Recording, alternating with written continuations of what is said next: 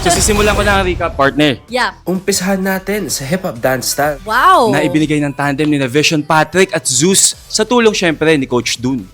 Habang isang madamdaming contemporary dance naman ang pinakita ng duo ni Thea at Dasri under the supervision of Coach Maki.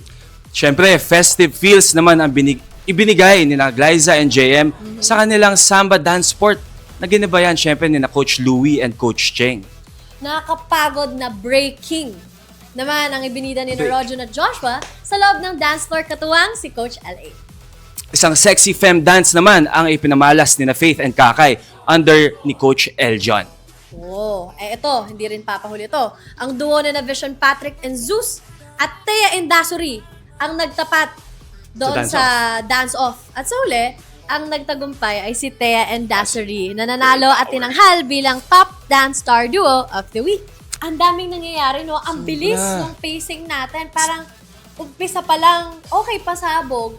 And then nakala natin yun na yun.